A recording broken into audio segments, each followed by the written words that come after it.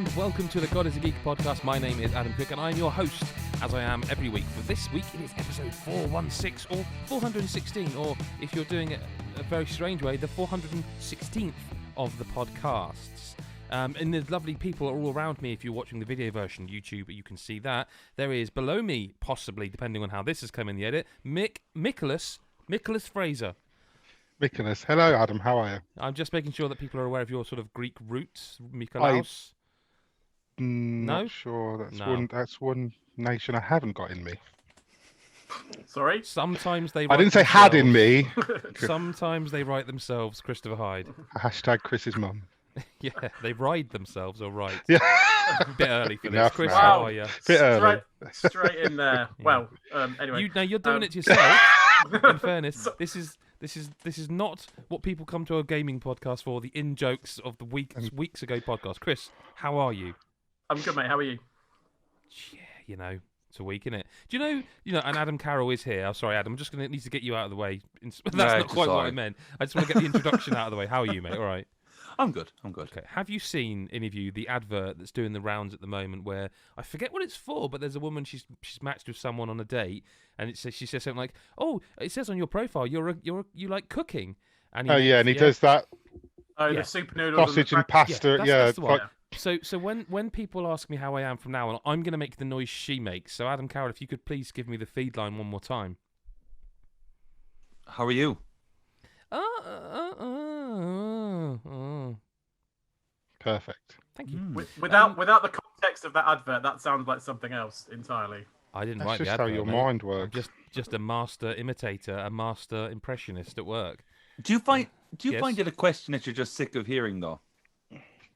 What, how are I'm you? gonna ask you how are you? Yeah. So No. how are you, for fuck's It's like, sake? look. If one more fucking person asks me how I'm doing. If one more person cares how about my A friend of mine. You ask me that again, pal, you won't be doing well. I tell you this much, right? A friend of mine asked me this the other day, and he genuinely made me laugh because he just said, "How are you, mate?" And I went, "Well, not great, really." And he just goes, "Here we go, then." And then it was like, "Yeah, okay." Yeah. Yeah.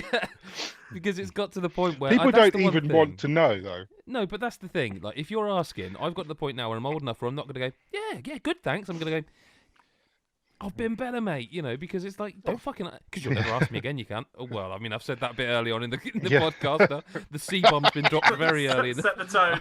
Totally forgot I was recording the podcast there and just like, wallop. But video games is the pivot I'm going to attempt to. Begins with C, ends in Crash Bandicoot 4. Oh, God. It's about time. Crash Bandicoot 4. It's about time. God, I hope there's no children listening to this podcast. I mean, they can, I suppose. Kids know more swear words than Mick these days, which is a lot of swear words, Mick. Did you swear a lot in Crash Bandicoot 4? He's back in the game, a professional. nice segue. I Quality, did that swear was a good, lot. Yeah, I bet. An awful lot. But I tell you what, it's a weird kind of hard, Crash Bandicoot 4. It's a weird kind of difficult Just want to because stop you there and say I thank think- you for giving us the podcast title this early on. I'm just typing in a Weird kind of hard. hard. And if that's not this week's episode name, he said something far worse. So look forward to that in a minute. A weird kind of hard, Mick. Okay.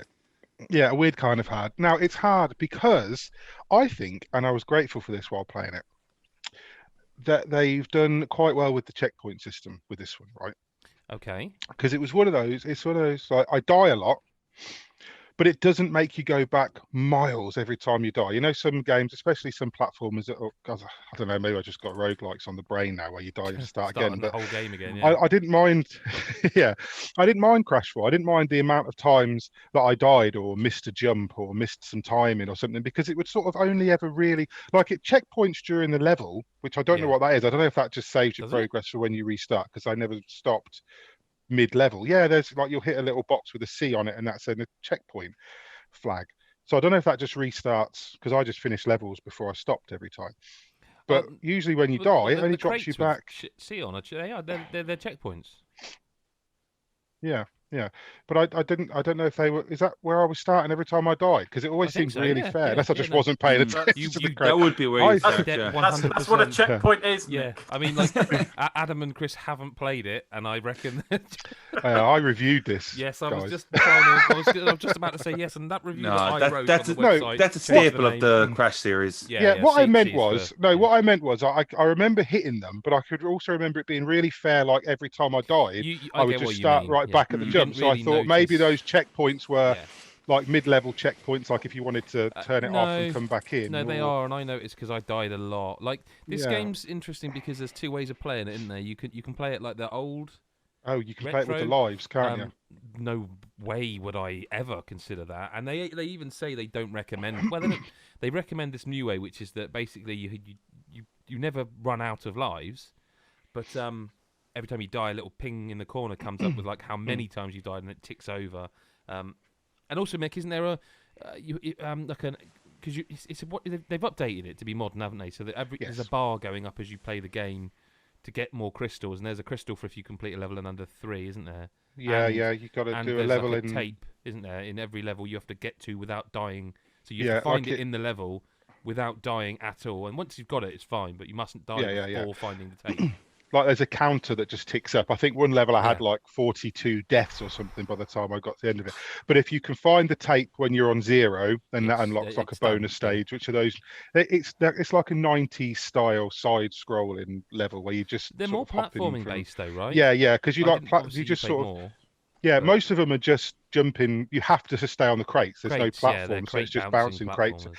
Yeah, and they're a lot of fun. But some of them later on, I just couldn't. I mean, do. I only unlocked 2 or 3 of them, and the second Yeah. one, I actually found the second one easier than the first. But the first one, maybe I was trying to like 100% because you don't have to get every Yeah. crate, but I wanted to, No. and it was See, like, this is difficult. I didn't 100% many of the levels at all. One for me, I think very I've- early on, and then I was like, yeah. Yeah, I think I did maybe 2 or 3 altogether. And they were the ones that I'd sort of fluked finding the tape without dying and stuff. Every time I sort of went, right, I'm going to do this now, I just fuck it up and die. But yeah, it's a weird one because when I was playing it, I think I said it in the review, and I know that's a bit trite to say it, but it's hard to know who it's exactly aimed at. Because my kids were like, they saw me play and they were like, Crash Bandicoot, can we have a go? And I thought, yeah, well, you go on then. And I gave them the controller, and within a couple of minutes, they were like, no. Really? No, Dad. It's too hard. Well, Yeah. I think it's more that I mean it's not what they used to anymore. I mean my kids don't play platforms; they play Fortnite and stuff. But Well, they're kids, so yeah, but I mean their reaction times were way better than my reaction times. I know that. don't you think it's literally for the 4 of us right here? Like Adam, you're a big platform game fan. Is this not Yeah. for you? It kind of felt that way. Yeah, yeah. I think this, like, I'm very excited to play this, but my question is, right, you're on about, like, the difficulty spike of this game, which was when they released the Insane trilogy and playing that first one again, after all these years, I was just like, I just do not remember being young, playing the first Crash and going, this is just too fucking hard. Like, I played it and played it and played it. This was like going back to that trilogy. I was like, oh my god, this is like, especially that bridge level, you know, the one, the famous one, whatever. Yeah. My thing about that is though, right? When you played that level, for example, you got that little cheat where you can kind of like cheese it a bit and go on the ropes and kind of go along. Yeah, right. Is Crash 4 the levels, are they just designed like, not that they weren't bad at all in previous titles, but like in terms of its difficulty, is it fair enough to the point like I've died so many times that no, I'm actually picking up where I'm going? No, I think it's fair. But I also think they're designed to be done in one way. So there's, and maybe this is something that they all do, and I've just never picked up on it. But every level in this that I know, again, Mick's played more, but every level I played, apart from the boss, well, even the boss levels, felt like they were designed with, this is the specific route through this level, how you... And there are a few sort of, you can veer off to the right in some and get to the same, you know, you go from A to B via, or A to C via B or D, you know. But they all feel very specific. This is how you beat this game, and if you practice to the point where... So speed running, for example, I don't know that... It's like a bit like there's Super Mario Maker 2 levels. You cannot beat that world record. If the person got it, there is no way to beat it because they have optimized that run to the point where there is no. They even use like the frame in that game. If you jump when you first boot the level up, there's like a frame skip or something, and it is optimized to the point where this is impossible to beat any quicker. And I feel like Crash 4, due to the level design, not all of them, a lot of them have been designed in a similar way that this is the optimized route and that is it. If you can do it without dying and at speed. You know. I was actually a bit disappointed at times with that because there are moments in some of the levels where, like, one of the ways to get the diamonds, because the diamonds, you get 6 diamonds in a level, you unlock skins. There's tons of skins in this game for Coco and Crash. They're not. Right? They're not paid. There's no. No, you don't buy them. You have to unlock them. That seems like a weird there are a thing couple to do, of. though. There's a couple of pre-order bonus ones. No, but the ones, the big list for like each character. Yeah. I almost find it weird that it's not monetized. I'm not saying it should be, for God's sake, no. No, but it's almost like if you're not monetizing it, why did you bother? Why is it, yeah. Yeah, because you don't really need them. Like, they don't do anything, and you'll pick your favourite and stick with it, or you won't bother. Yeah, some of them are pretty cool. Yeah. But like but one of the ways you get one of the diamonds is to get all the crates in the level. Well, some of these levels, you'll be going one way, and you'll get a little diversion, and you've got to go that way. Well, if you go on the diversion, it'll bring you around to the same point as if you kept going. But then you miss those crates, but you get those crates. So then you've kind of got to backtrack to get that. And it seems completely counterintuitive to the whole forward motion thing of the level design. That's a little bit weird. It does feel like a game that's designed around forward momentum and inertia. Yeah, I mean, like, when if you slow down, you tend to die. Like, well, yeah, but you've got to be so precise. It requires, and I mean, it's not like millimeter perfect precision, but your timing, because you find that if you don't get the timing right, you end up just waiting. Like if you speed through certain levels, you'll reach a point where there's like a swinging rope that you've got to jump to. Yes. Now if you've got there flawlessly, you'll hit that jump and you'll hit the rope. If you don't, you have to stand and sort of wait for it to wait. Yeah, and then you got to wait for the rope. So it is designed a little bit like that. So I do think that people who want to speedrun it, they're going to have a ball with it, I think, because it, like you said, it does seem to me like you could hit one optimal route through each level, and I don't think you could do any better. I think you'd reach a point where, because the shortcuts aren't shortcuts, they're just slight, and I mean they are really slight diversions. Like you'll just sort of go that way a little bit, and then you'll see where you were gonna. It's nothing. It's not like alternate routes or anything. I will say something that, and obviously I knew this from the demo where you play as can't remember his bloody name, so just blanked on his name. The bad guy with the big head. Cortex, Neo Cortex. I thought it was Cortex. I was going to say Nefarious, but that's Ratchet and Clank, isn't it? Yeah, no, Cortex. Like I actually found in the demo, I find playing his levels really cool, and then playing the final game, I found actually there was a theme here, and then when I played as Torna, and I was like, I think I prefer playing as not Crash. Yeah, this is the thing as well. There's 3 alternate characters. So there's Torna, there's Neo Cortex, and I forget his name now.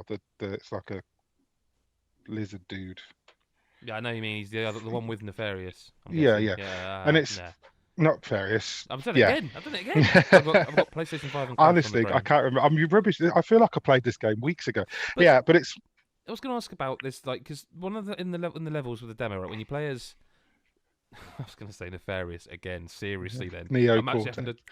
When you play as Cortex, when you finish the section as Cortex, he kind of then it pans to Crash, and you play that level as Crash from that point. And it's kind of like, oh, when I played this level first time as Crash, now I know what happened. Yeah, but you are still playing that level, and the same thing happens with. Torna, when you can go back and play, and they kind of feel like bonus levels, but you go back to like the first kind of pre-boss. Trouble is with the way they do that. Yes, this is what I was going to ask you about. They never feel quite right.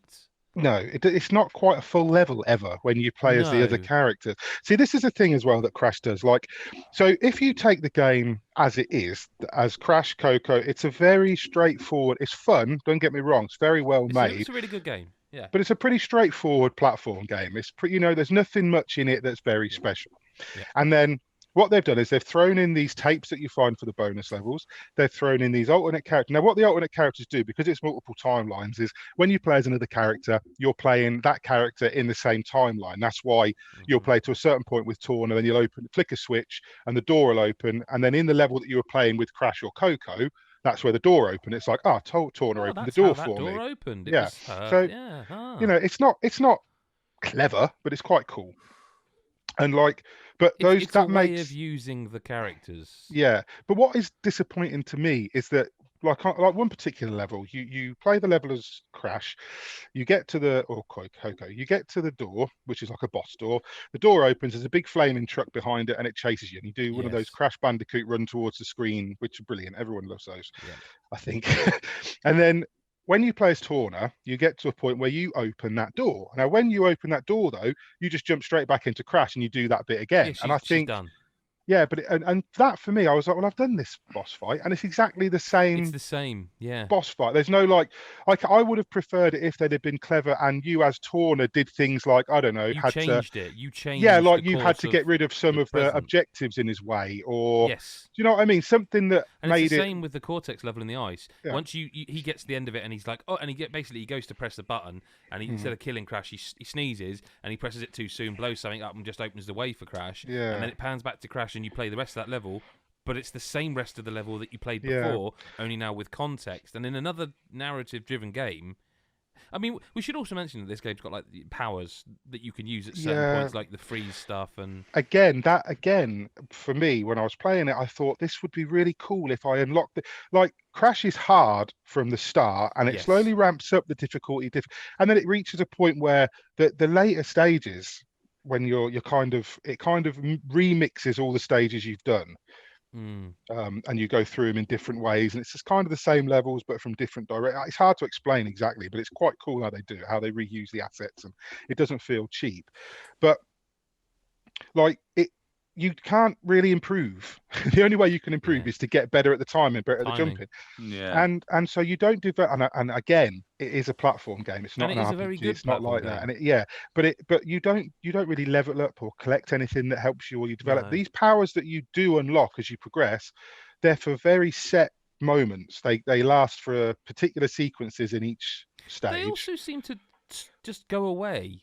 Yeah, they just disappear. The point at which you get them is very much you run into the object to the mask, have now the ice mask on, but then all of a sudden it's like, I haven't got it anymore. Yeah, it literally just vanishes. You get past a certain point, it doesn't make a noise. It just stops you having the power. I thought I was making for me, I obviously read your review, and I it's a really good game. I think you enjoyed it slightly more than me, but what I would say, I think the easiest way of summing it up is this is Crash Bandicoot 4. And that's and what you're expecting, that's what this is, isn't it? It's Crash Bandicoot 4. Yeah. I mean, like I said, they've taken a very straightforward, basic platform game. They like have tried, but they've added in. I mean, and the new stuff they've added for me was enough. Like, I really enjoyed it. Never got bored. There was always a lot to do. There was always, if I got bored of just playing the main story, I'd go and play a Torna level or a Cortex level. I'd go and do one of the tape flashbacks, or I'd try and hit a perfect run. I'm going to be honest with you here. Like, I think I'm pretty much known as someone who really likes my platformers. I didn't get the feeling of like a Meat Boy, or even something like I know that it's not quite the same, but Spelunky has platforming, and I was like, I could play sort of 30 to 60 minutes, and I was like, okay, I've had my fill. That I never really felt like, no, I've got to go on, and I don't know I never why. got that. I don't know why admit that I didn't is. Get that. But I think I really enjoyed it, and I would really recommend it to people, especially like fans of Crash and fans of platforms. Is it worth the 70 quid?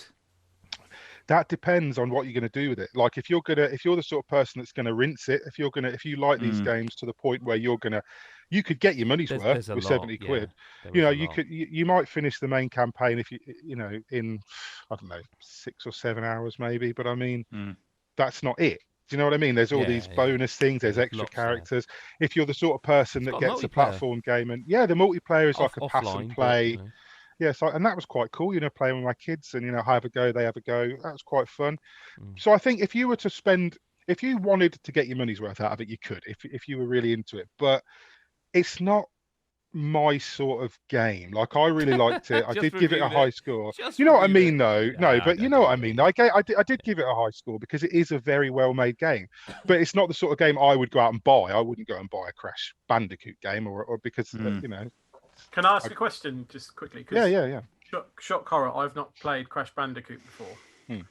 so that pitchforks out or whatever. But it would this be good for me? Because you said it's obviously good for fans, but like a weirdo like me, who's not played it. Would you not think of getting like the collection first? Yeah.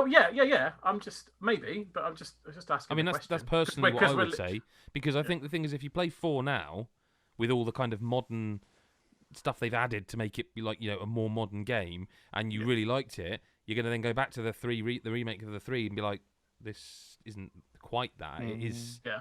I would. I don't know about you, Mick. I would personally say play the remake. It's probably cheaper, probably about 20 quid. The remakes. I'd give the remakes a go if you first. do like them, and that's not enough for you. Because that's the thing. If you like those, you're going to really like this. And that's really not to like say it. that 4 isn't good.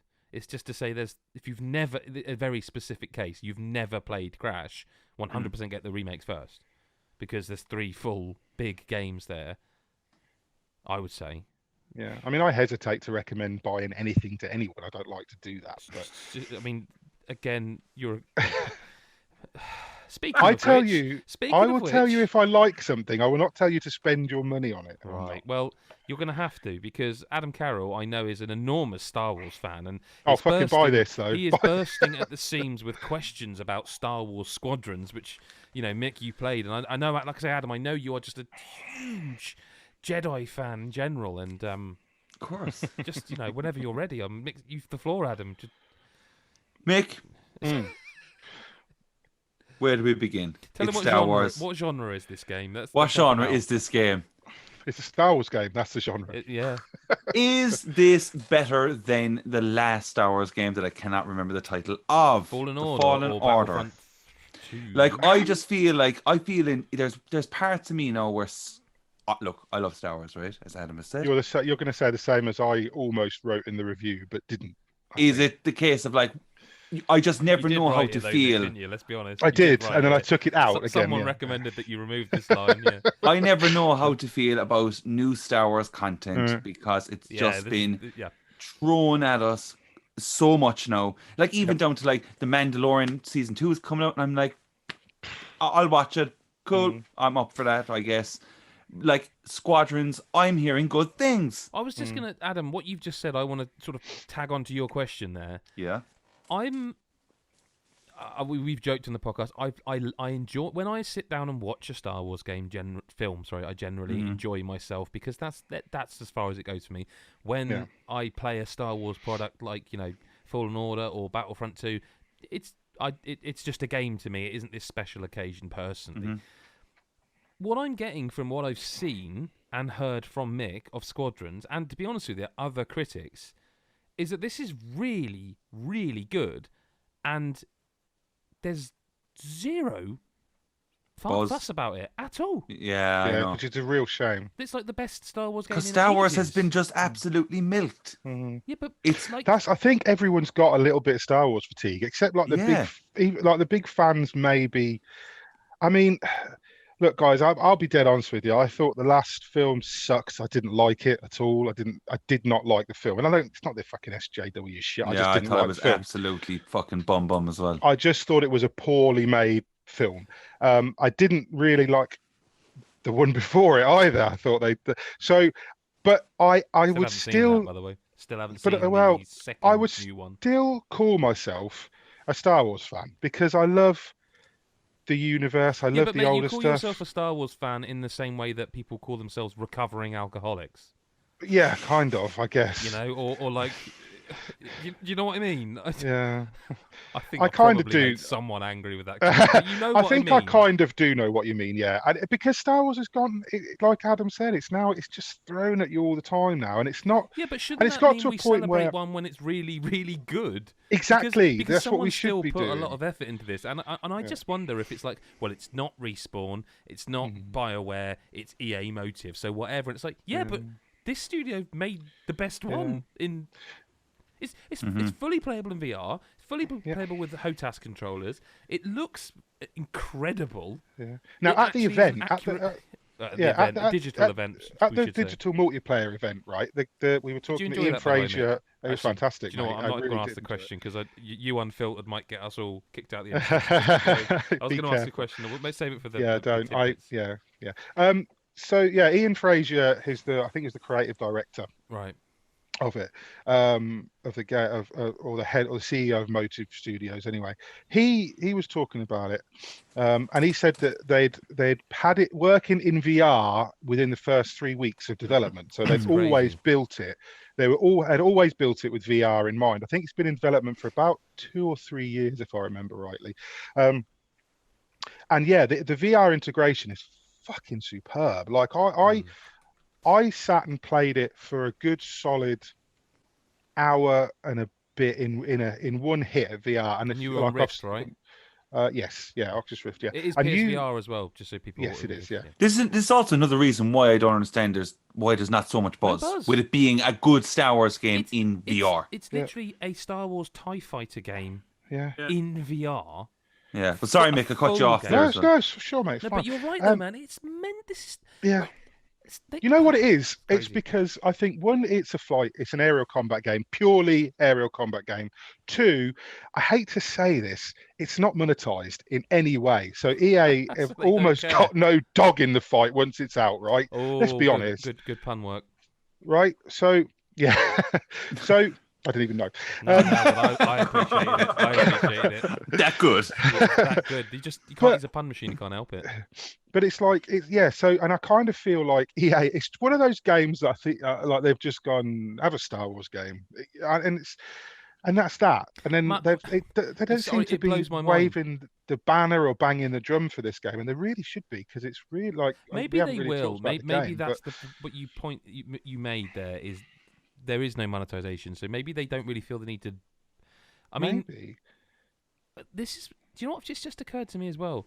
Where a lot of publishers are coming out and saying, like, and EA are doing this because they've done it with FIFA, like, buy it on Xbox and Smart Delivery Xbox Series X. I don't recall seeing any mention of this game on Series X or PS5. No, they haven't mentioned it, and I'm sure somebody asked it in the event. I mean, please don't quote me on it, but I'm sure someone asked the question in the event: is this going to be playable on PS5? And he said it will be playable on PS5 and Xbox One Series X, but not upgraded, not re-released. He also said, and this is an important factor in the fact that it's not a monetized game, there are zero plans for additional content. So he said they're going to be running seasons, like it's going to have they're called operations, Battle Pass, no, all it is that every time they do a new operation, you can unlock new cosmetics for that during that. So this game's been sent to die, is what I'm hearing. Yeah. Now, the other thing is these. No, it is. Adam's yes, it has, because the cosmetics that you can unlock in future operations are kind of already in the game, and it's like this will be unlocked in Operation 2. So it's like they've made a complete package game, which is very rare these days, and they've made a complete package game, and they've gone, there you go. And he said, which we should be applauding. Yeah, we should. But I mean, somebody said to him during the event, what are the plans for future content? Because there's no fucking Hoth level, which we'll come to. But someone asked him, why, is there going to be more? Because currently, and I say only, and it seems a bit unfair, because this is really, and there's a campaign which we'll come to, but this is a multiplayer game, really. There's 8 ships, 4 on each side, 4 classes of ship. That's your lot. 8 ships, 6 stages, like 6 levels. That's all. Not 6 campaign level missions, but 6 multiplayer stages. Now they're fucking beautiful. It's a beautifully crafted game. Each level looks gorgeous, but that's all there is in this game. This is a finished, done, bang, it's out, play it, enjoy it. We're not doing anything else to it. And it seems a shame because this is one of those things that I don't think people would fucking mind if they did this on a game like this. I actually don't think that a game like this, if they said, let's not monetize the cosmetics, but let's say we're doing some DLC down the line, so we'll do a battle pass, or we'll do. Do you know what I mean? I think it might be EA going, see, we can do games without microtransactions. No, but you can't do that whilst they're also being under fire for advertising in a Smith's toy magazine for points, So which they've admittedly apologised for and said they're going to withdraw those adverts, but you can't. I know this they're is a a massive funny company with different divisions, but like it's a funny business model for 2020 for this day and age. It's a weird business model. Here's your game, buy it, enjoy it. Now, enjoy this game you paid for, and that's yeah, it. exactly, Done. and that's it. And because, God, there's so the Star Wars universe, like Adam said, right? It gets thrown at us roughly what 2 or 3 new pieces of Star Wars content a year, maybe more. Yeah. You know, here's a game, here's a new series, here's a film, here's a second series of this, here's whatever, and it's like the universe has grown. Even the universe that Disney kept, and I know they binned off most of the best stuff, but the stuff that they kept, there's so fucking much in it. There's loads. And I don't think people would mind if they said, here's a finished game. In a year, we'll release, I don't know, this pack with Jakku in it and Hoth in it. And, it seems to me like EA are it's like they just don't want the money. I think people would be happy to pay this time, and not to be fleeced, but would be happy to say, yeah, I want more of this game because it's such a fucking good game. It really is a good game. I mean, I've not played a game that hasn't given. I mean, this is a flight. I won't say flight sim. It is a flight sim. It's not a simulation, but it's an aerial combat game. But this is an aerial combat game that I strapped in, and I get motion sick in VR. The only game I've played where I haven't was Half-Life Alyx. Right. I played Ace Combat 7 in VR, and I got a bit sick. That was a good VR game. But this is fucking brilliant. I just put it on and I played it for a solid hour, and I came out of it and I had no inertia. I don't know whether it's wizardry or I was just enjoying it or I was in the right frame of mind for it. But it's a really, really well-made VR game. It's smooth, it's seamless. It looks the fucking same as well. Like normally when you play a VR game, it's a little bit of a downgrade, but it's still gorgeous when you're playing it in VR. EA should be waving this game around. They really should, because it deserves, and Motive Studios as well. You can tell this is a company that have put their heart and soul into creating this, because it's not half-assed. It's not, we'll release it and patch it later. It's not like that. It's not like, just give them 4 ships because we'll have another 4 ships in the season pass. What they've got, they've crafted, I think, to the best of their ability, and I think they should be getting more fanfare. I would like to play it, but I suspect it's probably not my bag. But I would like to play it just because of how it looks. I mean, it's been busy at God Is a Geek, and it's been busy in the gaming industry. And Nintendo, of all people, just decided to. Well, they did announce this, but Chris, I know, has been playing Super Mario Bros. 35. I have too. No, Adam, you haven't. You probably no. Will, I'll right? start. I'll get to play it tonight. I didn't get a chance to. It came out yesterday as recording, yeah. Didn't get around to it. But Chris, you have.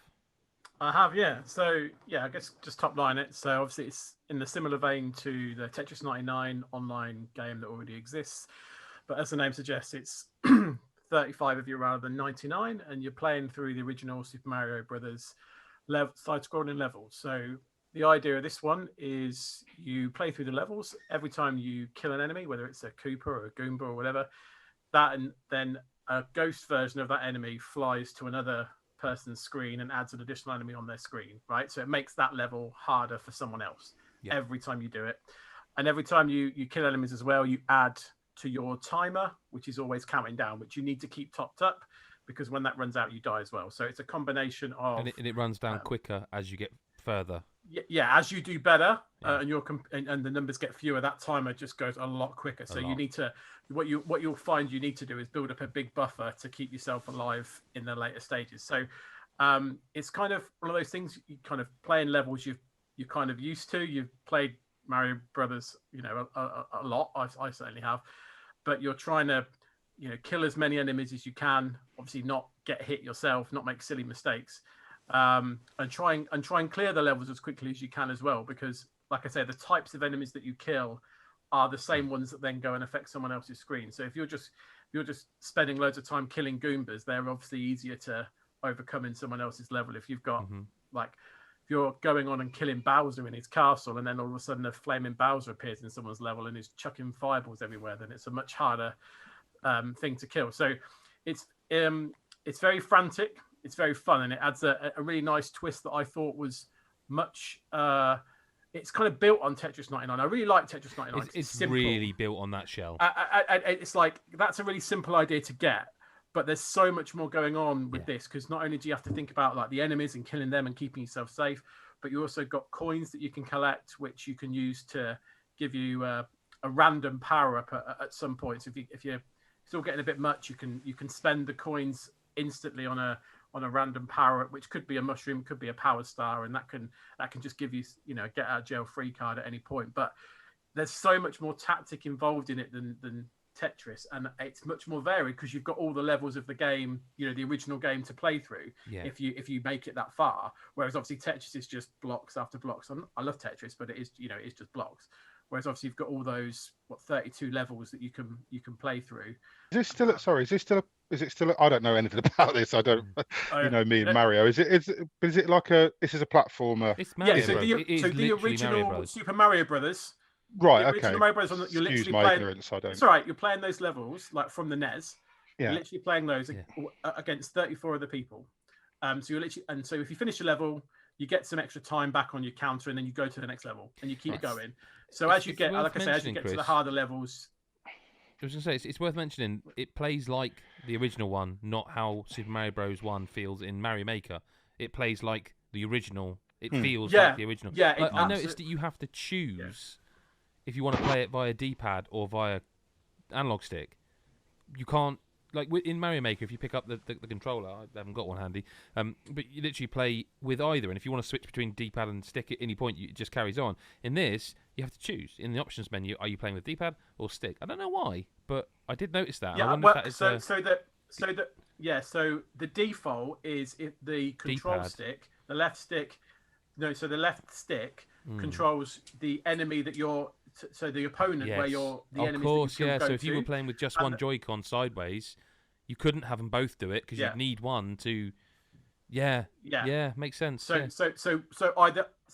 you want to play with the analog stick, I guess the D-pad would control that part. It must of it. do. I don't know. Well, I found that the right D-pad still worked for me, but I was using a Pro controller, so. Yeah, I just moved with the D-pad and then used the sticks, but yes, that's what I would do. But yeah, you're right. It jumps and feels like the original does. And obviously, it looks. What like do you the make of the coin usage, right? Because before you start, so it's kind of, it's not battle passy, but you do keep the coins you got, sort of. Yeah. And at the start of each, I don't know, what would you call it? Battle? At the start of each session, you can choose to just start the level as you would in the game, like on Little Mario, or you can actually choose which level you want to start on. So if you want to just get into it and get the business, you can start on like a level 2, 1 or something, where there's a Hammer Bros, because obviously Hammer Bros are bastards and you want to send them to your opponents very quickly. You can spend your currency to start with a mushroom or start with a Fire Flower. I've no problem with that, by the way, because the speed in which you get Super Mario or Fire Mario is so. Because the other thing as well is like these levels are repeating, so if you know where the hidden one up is, you can get that every time. You can do all this. But the one thing I was curious about how you felt about it is in the game there is in the top left corner there is a coin roulette where you can spend 20 coins to get, like, it's either a mushroom, a fire flower, a power block to clear all the enemies, or a star, and it's random. It's it's a kind of like the Mario Kart item wheel for those 4 items. Yeah, like a Mario. I think they need to change that. I think they need to limit that to once per course, because if you've amassed a large amount of coins, you are kind of invincible. And I've watched people, on the old live streams, do runs where they were basically the last 2 alive, and it was going for 20 minutes because they're both brilliant players, and every time they did get hit, they had such a wealth of coins, they could basically hit that, mushroom, I've got hit again, hit that coin thing again, I got a fire flower. And what it seemed like is when I saw this guy I was watching eventually fail and come second, it was because he basically ran out of coins. But this run went on and on. I feel like if you limited that to once every few courses, it would make for a quicker match. Yeah, so I had a similar experience. I was literally in the last 2 playing with someone for ages. There you go. So I'll take that I'm amazing at games as well. You are. You've never lost. So same thing. I came second. No, well I did. I came second in this. No, you won it, Chris. You've never lost at video games. Okay, I won it. Sorry, I'm really good. Yeah. But I agree with you. I was finding that myself when I was using them. It was a get out to of get jail out of jail card, free. isn't it? Like I say, 100%. Yeah, you're struggling, and I think because what they do is it takes 20 coins to use, but you can stockpile them up to I think 100 coins. So you've got 5 in the bank. If you're collecting enough coins, you can. So and if you I think know, the way they could change that, to your point, yes, is the way they could change it is they could say, well, when you collect 20 coins or more, you can use it, but then when you use it, you start back at 0. To your point, then it wouldn't that's a just be you really can keep interesting way of using doing it. No, I like that. Yeah, so rather than have to limit it so you can only use one per course, whatever amount of, mind you, then what would be the point of having 100 coins ever? Unless, my point is once you've got to 20, I guess it's a bit like coins in Mario Kart, right? Once you've got to 10, it doesn't matter how many you've got. You could get to a certain speed. Like once you hit 20, it just gives you one item you can randomly unlock, but anything above that goes into like a bank or something. They're not going to do this, Chris, are they? Yeah, I know. We're fixing the game. I mean, it's still good, but you're right. I've had a good. couple of examples of that where there is like 2 of us and we're just going through levels. And if you've both got fire flowers as well. Yes. Yeah, if you've got fire flowers, you're just caning the fire flowers at all the Goombas, and you're not really. It's you end up dying because you fall down a hole or something stupid because you missed a jump or something. But it's really good. It's really addictive. It's really good. It feels like a big step on from Tetris 99. It really does. Do you know the only complaint I've got is a weird one. I don't know if this is just my experience and I've been lucky. You tell me. Totally lag free, like brilliant netcode. Like, because what this does as well is, whereas with Tetris it's got all the other people playing and you can see them, with this you can actually see every other player moving around and collect. You can see their game, like they are live streaming almost to your Switch. Yeah. And it just leaves me wondering, why the hell is Super Mario Maker 2 so bad online when they can do it? Because that game is, you get a bad game, I hate to do the meme, but literally unplayable. It is unplayable, that game, sometimes. This one I've had no singular bad experience. Been really impressed with it. Really impressed with it. I mean, it's not been out for long, but I haven't had a bad experience either. And I agree with you. The Mario Maker 2 stuff where it just kind of almost freezes. You're just like, oh my days, I can't do this. But no, I've not had that either. So I've not had any of that issue at all. So really it's really crisp good, so Chris, far. Isn't it? Yeah, really it is. Good. It's really good. Adam, I think you'll love it. So why are they taking it off in 6 months?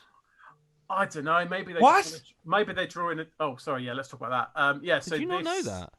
No. You know how they're stopping selling Mario 3D All-Stars? Yeah. They're all doing this. Yeah. But unless they mean you can only download it. That's what I thought. Whether it's just coming off the servers, I don't know. But then why?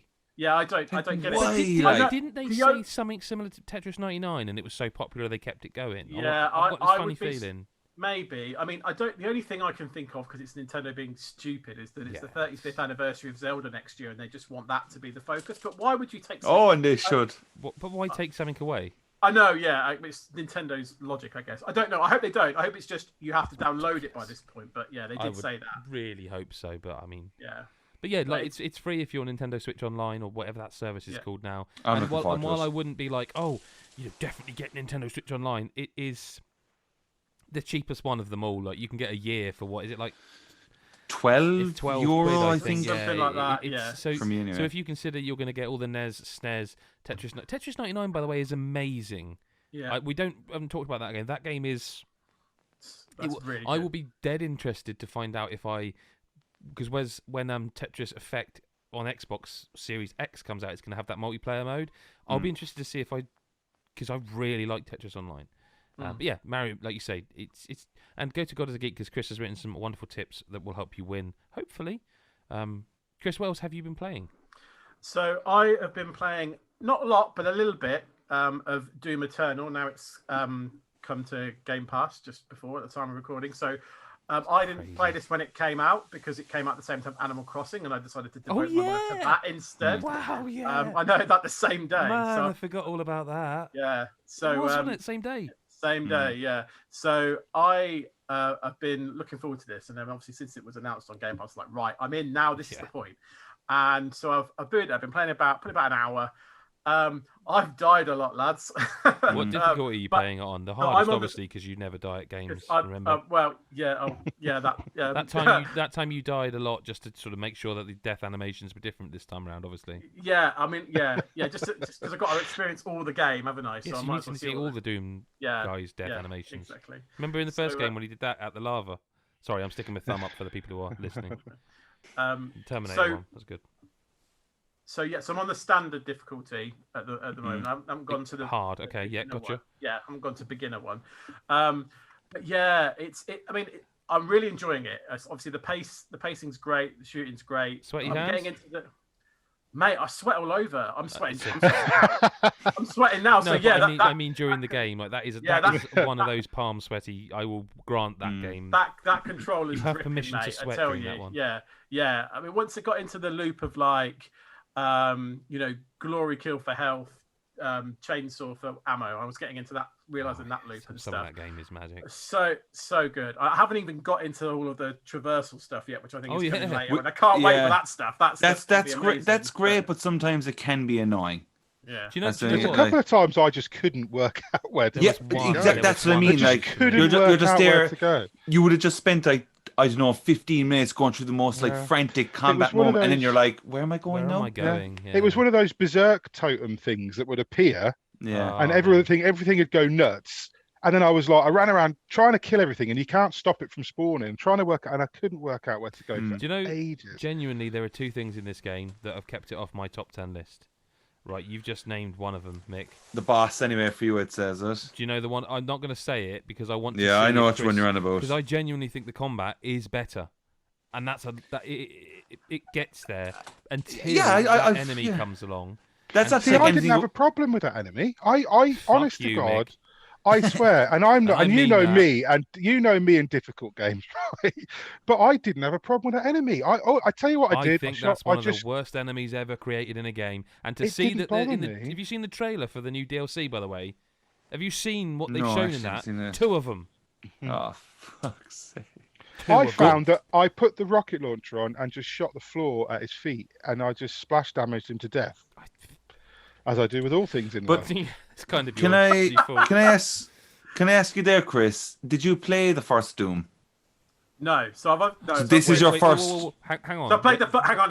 Yes. I played the first Doom. Yeah, let's be really this reboot. So, before I get kicked off, I played the first Doom, but not the reboot Doom. No. This is interesting. So because I fell off Doom 2016 real fast. I didn't. Oh, what? Yeah, I did. Yeah, I did. I didn't. Oh, that's really kind of hurt me a small bit there, mate. Sorry, it didn't keep my attention. Adam, this one's for you. Fuck you, Mick.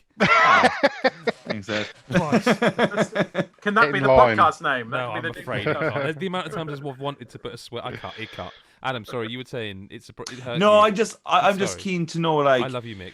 For you now, Chris, like, I think when I played Eternal, the first thing that struck out for me was, I think the visuals are just amazing. I think this game just looks absolutely unreal at times.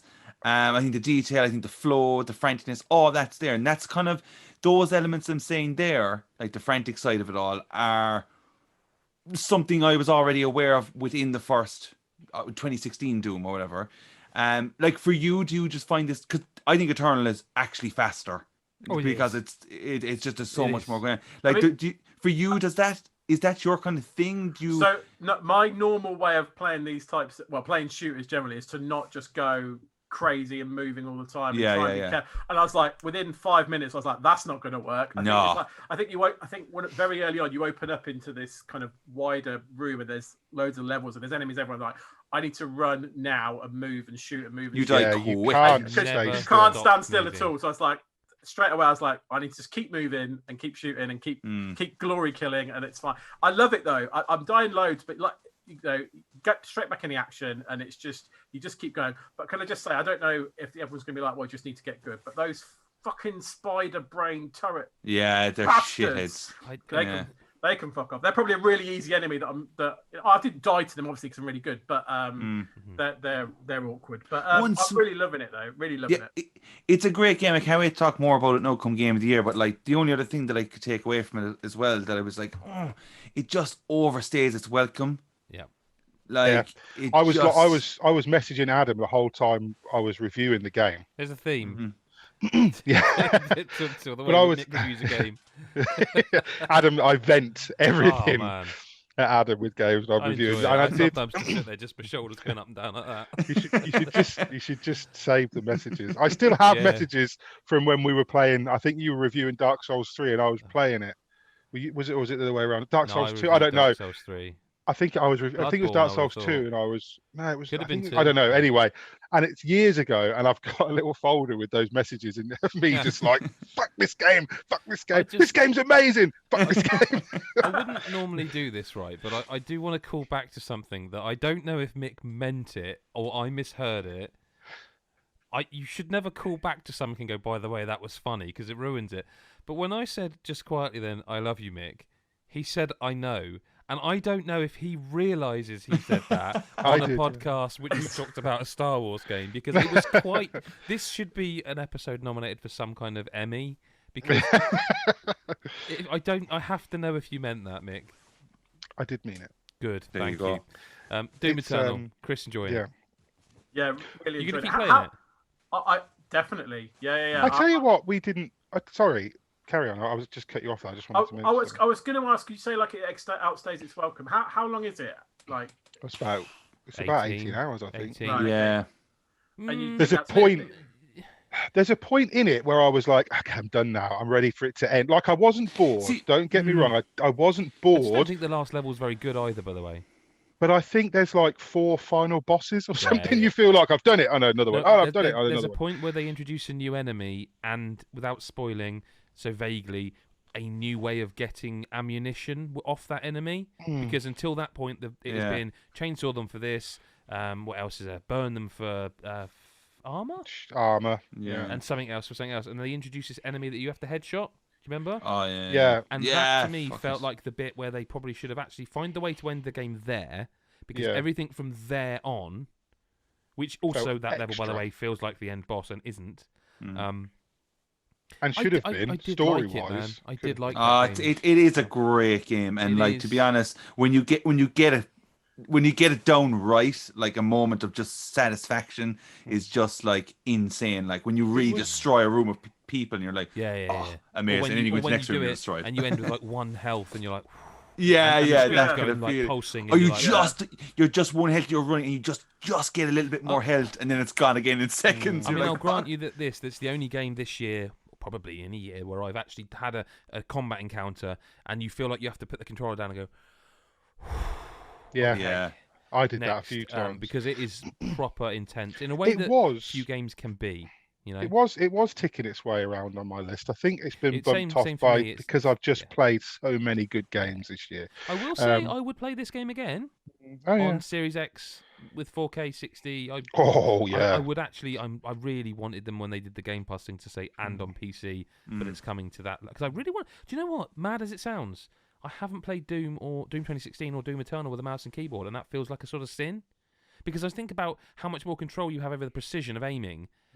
I wonder if I could take it up another level of difficulty and be, I don't know. Anyway, Doom Eternal, very good game. You should play, just as an aside, you should play, and I reviewed it, that Bullets Per Minute. Do you remember the review I did that? It's on my list to play. It's a roguelike. Again, it is a roguelike. But it's kind of, I don't know if you guys, Chris or Adam, saw the review or know what it is. This Bullets Per Minute. It's a shooter, isn't it? Yeah, it's kind of like Doom. Well, no, it's not. It looks kind of like Doom, like aesthetically. If you were watching someone play it and you had no sound on, you were just walking past the screen, you think, oh, he's playing Doom. It does have a very Doomy aesthetic, but yeah, it's a rhythm shooter. So like you have to shoot in time with the rhythm. You have to reload your gun. So like when you shoot, if you don't shoot in time, you don't fire the gun. So like you've got this like soundtrack's awesome. You've got this awesome like metal soundtrack going on, and there's enemies everywhere, and every shot of the gun is like boom, boom, boom, boom, boom, boom, boom until the bullets run out. And then when you reload, it's like click, click, click, boom, boom, boom, boom, click, click, click. And it's like you have to, like when you've got the shotgun, you have to reload every shell in time with the music. So it's like you shoot, and it's like click, click, click, click. Cool. And but when you've got the music going, and that again, very hard game. Took me a long time to get through the first couple of bosses, and then you start to sort of unlock the other. Like you have a character, and then you can't really improve until you unlock the next character. That's how you improve. That's how you get better stuff. The next character has better stuff and the next character, but you have to do certain jump through hoops to get there. But very, very hard. But if you like a challenge for a start, if you like a shooter to be hard, it's fucking hard. And if you like your music and stuff like that, because it's a different kind of experience, but it's really good. We never talked about it when I reviewed it, so I thought as we were talking about Doom, I'd mention it. But okay, Adam Carroll, what have you played this week? Adam Cook. Sorry about the intonation there. I'm not quite sure why I did that. Because I know I'm not talking to me, so I could have just said Adam. Of course. Chose to make sure everyone else knew I wasn't talking to myself. Go on. I have been playing Mafia Definitive Edition, a game that I never played in 2002 when it originally came out. Have played 2 and 3. Adam, may I ask you a question? Sorry to cut across you. Yep, go ahead. Everything I know about you has left me enormously confused that you could have bought Crash Bandicoot. Yep. You could have played Super Mario Bros. 35. Yep. You've instead gone for an open world mafiosa sort of thing. And I'll tell you why. Okay. You understand though, where I'm confused. I completely understand because I asked that question myself. Okay. The thing about this is, I think all the previews leading up to this game looked very nice, and I was like, "Oh, this looks charming and all that." Well, not charming is not the word, but it just looks nice, engaging. And it looks like you want to. Exactly. Yeah. And it was kind of like, I've never played this game. Played 2, liked 2. Played 3, which is, I don't think 2 is done by Hangar 13. I think that's 2K. No, that's right. Yeah. I feel it. And then 3 was done by Hangar 13. Yes. I didn't really enjoy 3. I really liked 2.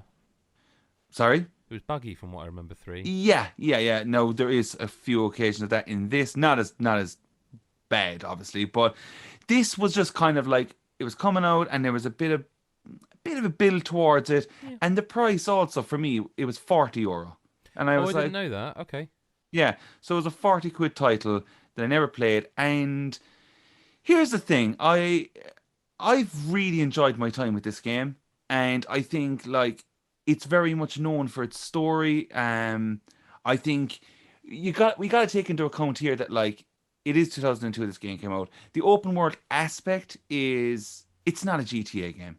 It's not a Red Dead game. It's got more in common for me with like a The Last of Us style world. Yeah, it's like, look, you can go around to a few places and you collect a couple of magazines and this and that, and it's very linear in its way. But the thing is, it's its story, its characters, its visuals, its music. That's where it all shines. And to me, that is a package that's completely worth picking up if you've never even played this game. But like the character of Tommy Angelo, who is this cab driver who just all of a sudden just gets this like role of being in the Mafia, which is just like, all right, you just took that on grand there for yourself. But like, okay, like the way he just goes into the family, I think the Salieri family, I think is the name of them. Salieri, yeah, they're like all that family, the connection is all great. It all works really well. And this is where my decision of wondering, like, why did I pick this over the likes of Crash or something like that when that was coming out, was I think this type of game needs to exist again. I think we need another Mafia type of game. And now here's the thing, right? The faults in this game for me are, I don't think the combat is great. I think it's really kind of like, it just doesn't have a great feel to it. It's not heavy enough, like, which you kind of want, like when you're picking up these like old school gangster guns and stuff. It just doesn't feel very like I want to fucking feel like Scarface or something, you know.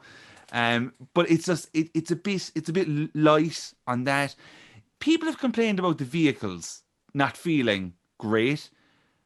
This is the 1930s. These vehicles are not going to feel great. Do you know what I mean? Like, they're going to feel heavy, they're slow. But I really enjoyed all that. I thought, oh, that felt great to it.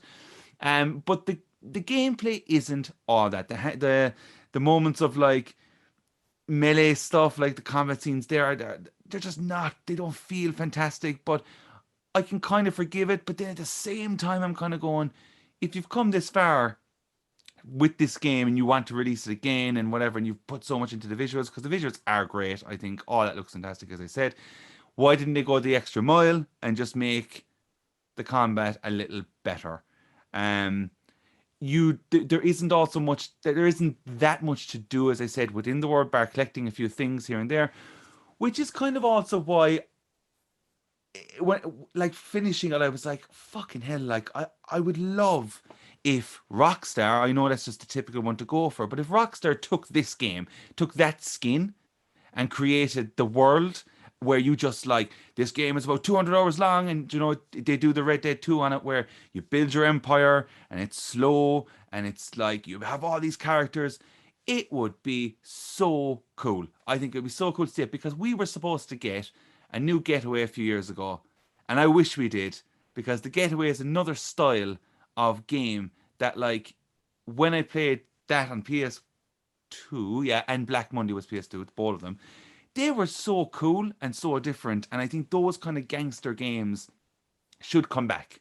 I think, like, we've had loads of GTAs, obviously, and you can kind of go, well, that's them, that's the modernized gangster game, but I'm like, yeah, I know that, but I want to have the Godfather. I want to have the God.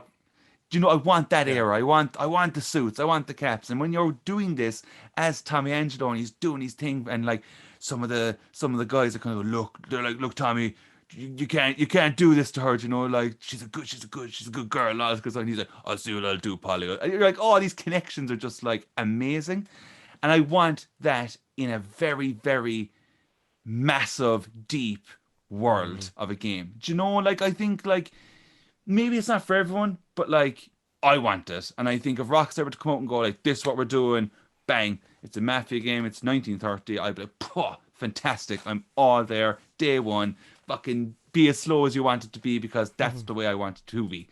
Yeah. But this...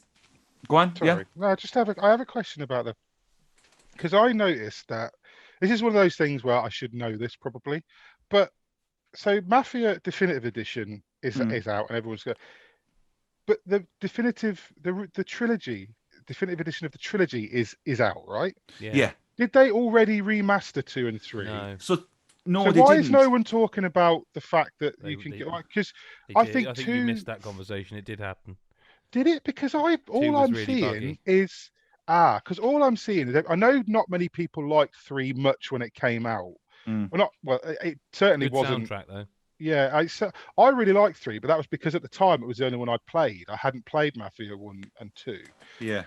And so when I played Mafia 3, and everyone was sort of knocking it a bit, and I thought, this is all right. I like the main character. I like I like the world. I like the whole story, like as a returning war vet and all that stuff. I quite enjoyed it.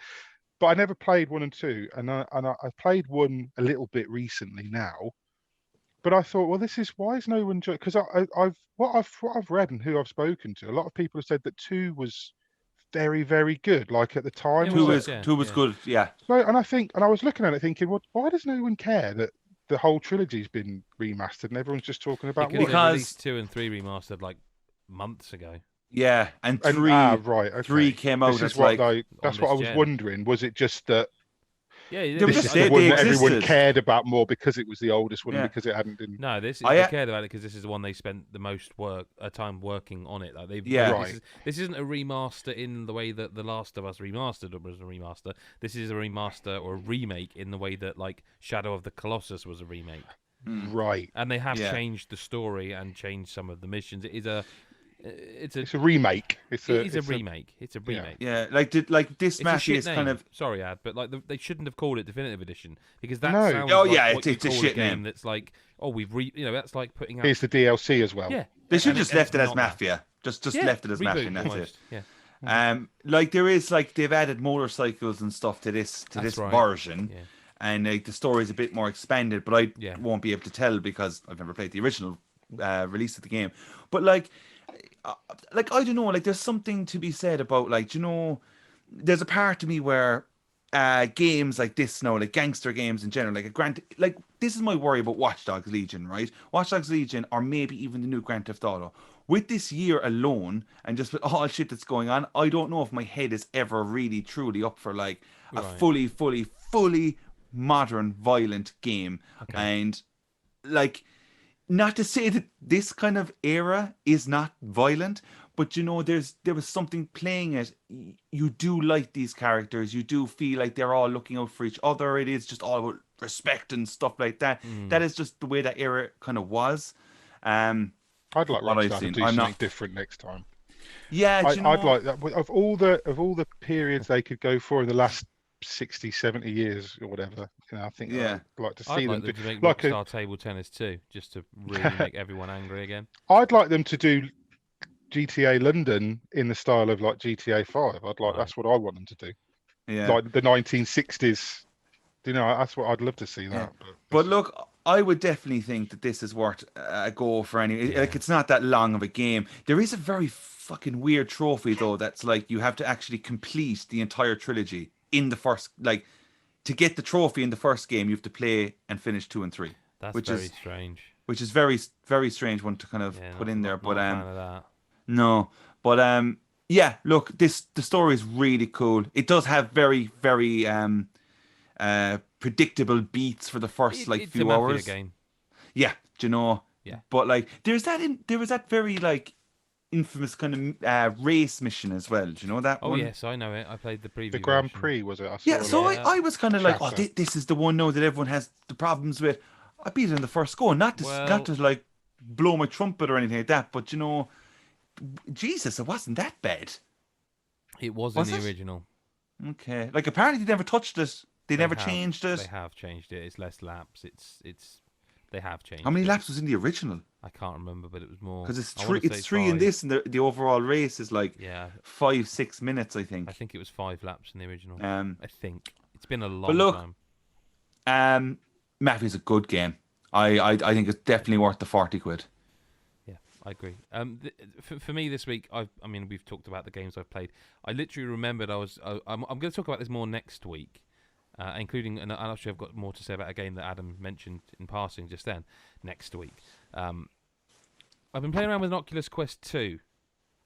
So for those who don't know, an Oculus Quest is the VR headset that is completely wire-free. It is not, you do not need a computer, you do not need a console. It is really meant to actually have it just on this desk next to me so I could show you the thing. I'll maybe bring it in for next week's podcast. I totally forgot at the last minute. It's charging. All you need for this is the power to be able to plug it in. It comes with a cable. You can charge it and the controllers, and a smartphone, which you've got, whether it's iPhone or Android, and you link it to that. You do also need a Facebook account. Let's just get that out of the way. You have to. That is, Oculus is owned by Facebook. There is no Oculus account at the end of this year. It is a Facebook account. They're merging the two. Like I say, we'll talk more next week about games. This thing's fucking magic. Like, it takes quite a bit for me to be like properly blown away by tech these days. This thing is insane. It is a full VR experience. You could give it to your gran, as long as she's got the internet to be able to download a game or have a Facebook account, she's sorted. I'm absolutely blown. And for some reason, I missed this. So it comes with the Mick, you've got the Oculus Rift controllers. They're really excellent, by the way. Fantastic. So I'm setting this thing up, and it's so simple. Literally, you just get your phone, tap a code in, pairs it all for you. So you basically got because you've got your Facebook account on your phone anyway, so it's all there. Just link it. You know, there's that thing where it switches between a couple of apps, goes back to the app, all sorted, logged in. It then tells me to put the controllers down and to hold my hands up in front of my face. And now my hands are in front of my face in VR because it's got cameras on the outside, which isn't new. Like you can't see it behind me, but like the Valve Index has those too. This works. Like, so, to do like the menu, normally you just press the Oculus button. Again, Mick, it's similar. You've used the Oculus Rift. In this, if you do this and then hold your hand up in front of your face and then pinch your thumb and finger like that, hold it in front of your face and you look at it because it's your face looking at it, it brings up the menu. If you put your finger point at something in VR and you squeeze your fingers, you can swipe like as if it's a phone. And if you want to select something, you point at it and go like that. Just click your index finger and your thumb. Now I'm still going to use the controllers because they just feel great actually, but I have to say, like, genuinely, it's been some time since I've played something tech-wise that's been like this is incredible. And the thing about it that truly blows me away is it's £299.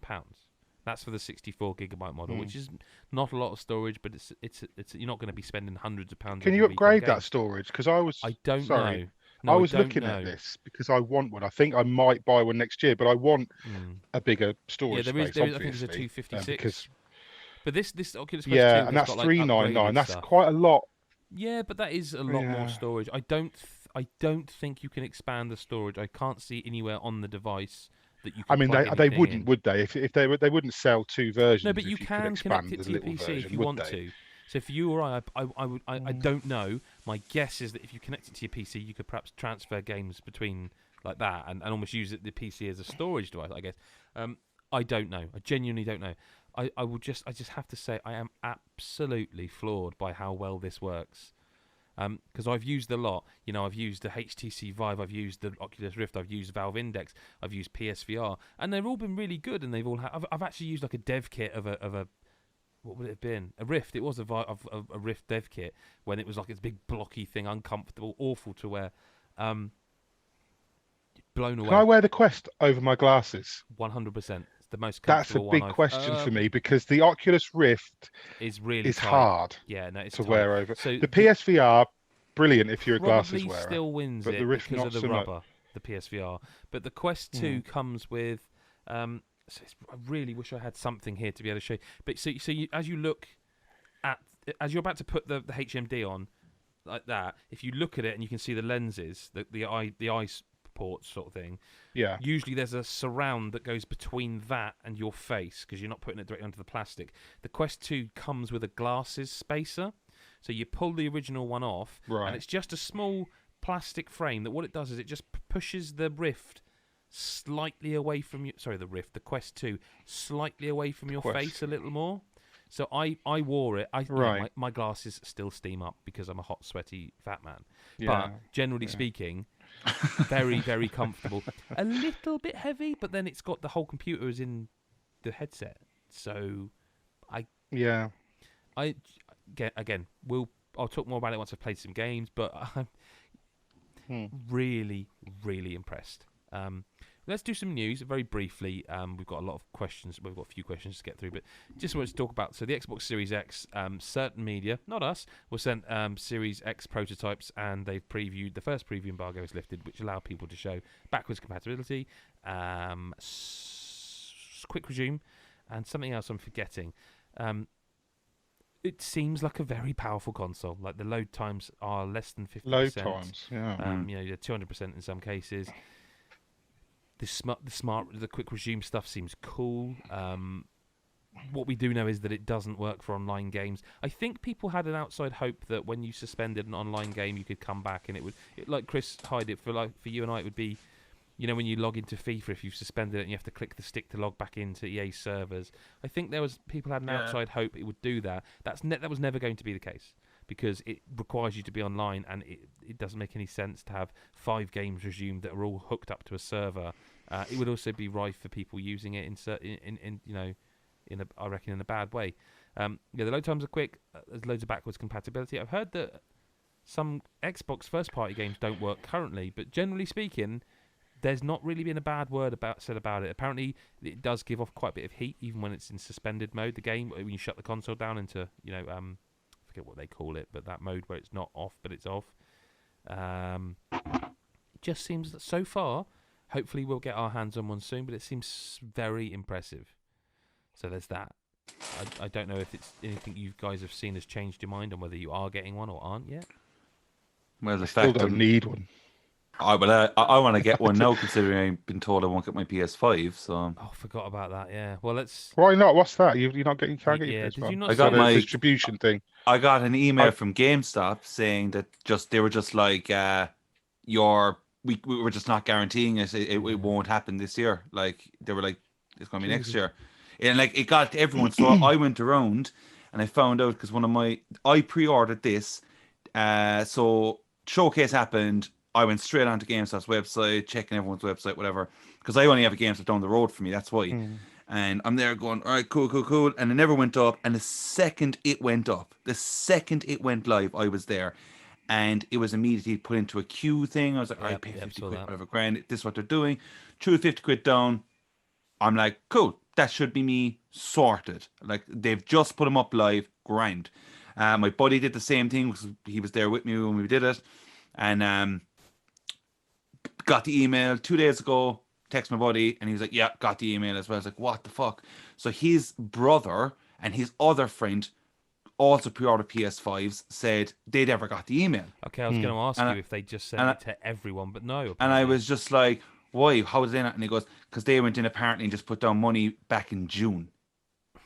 And like, so GameStop were taking the pre-orders for PlayStation 5s when there was no day price or anything announced. Yeah. And they're the people that they're allocating it to. Bullshit. That's not right. Which is fucking awful. Surely that's not. Standards thing that does sound like it's not a legal thing to be able to do. I don't know, man. I've lost so much goddamn faith in like any of these places anymore. Like, they've always been poor, but like. Are you going to try and get a Series X now instead? Did you cancel then? Did you just cancel your pre-order? No, because I do want it. Because they're not saying you definitely don't get. They're saying you may not be sure. They're can't saying, guarantee it. It's a lottery. They can't guarantee it, but like they're saying we just cannot fulfill your order. See, I'm waiting because I was the same as you. I pre-ordered from Game. I went to Game because that was where I got in. Like, I tried a few places in Game, but I had to do it without my account because they weren't letting you log into your accounts. That's right. They'd literally stopped people from being able to log into their accounts, so you had to do it you had to check out as a guest, which me and millions of other people did, or thousands of other people did. But I did get, a couple of days later, when they'd finally got their website fixed, I did get an email saying, yes, this is your pre-order, this counts as your confirmation, this is your receipt, keep this email. I still don't think there's any way to link that to your existing Game account, like, properly. So it's still a bit, I mean, I wouldn't surprise me if I got an email at some point from Game saying, actually, we can't guarantee it. It could be worse. Have you seen what happened to some people with the Xbox ones? Not the Xbox Ones, the Xbox pre-orders. Apparently, people trying to do the all access thing. Well, over in the UK, it's basically on tick, innit, hire purchase, and they use Klarna for their finance options. And apparently, they are going to fix this, but apparently, those people who tried to get all access and didn't manage to get it sorted because they just didn't have enough stock, they took a hit on their credit file because it showed as a rejected finance thing. Right. Like if you buy a sofa or whatever and you go, right, yeah, I'm going to pay £10 a month, you go on finance, don't you? And because they couldn't get it because there was no stock, it actually showed up as you were refused credit. So apparently they are fixing that though, and fucking right too. So just to give you like the quick update, Mick, on this, right? Like this is what it quickly says. It says PlayStation 5 pre-order update. Thanks for reserving your place in the queue for PlayStation 5. We know you want to get your hands on the console as soon as possible, but unfortunately, reserving your place to give us 500 quid. But unfortunately, due to circumstances out of our control, we've now got confirmation that we won't be able to fulfill your pre-order until 2021. So what that means, sorry, Ad, what that means there, what you've said is we took 10,000 pre-orders and Sony have told us they're giving us 8,000 consoles. Because GameStop are in the shitter, but they want money. And that's just they what it is. Sold you thin air, basically. Yeah. And it goes, if you choose to hold your current place in the queue, it will ensure that you will get a console once they become available in future waves. Oh, so they are saying you will not get it at launch, essentially.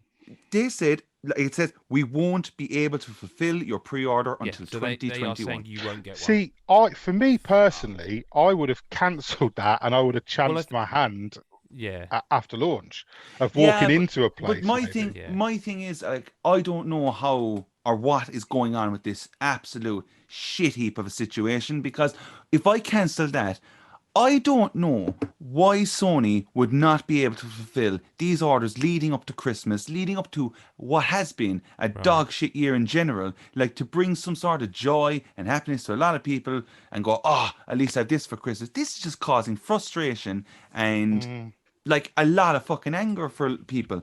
And it's unnecessary. Like why does this, I know we discussed this before, but I still just don't understand how, like, we've had numerous console releases, no problem. Do you know what, man? Do you know what? I'm getting a bit of a flashback to when the Xbox 360 came out, and I had a pre-order at. Oh, I think they're defunct now. Was it Dixon's or Curry's or Comet? One of those that is now defunct. And I went to collect it, and they actually told me, "Oh no, I'm sorry, we sold yours to someone else." I was like, "But I pre-ordered." See, that's the shit. Like, and this was one of the ones that came with a hard drive, and they said, "Oh, we have got one that someone else has cancelled, and it's the non-hard drive model." It's like, now being in the know, I was like, well, I need a hard drive.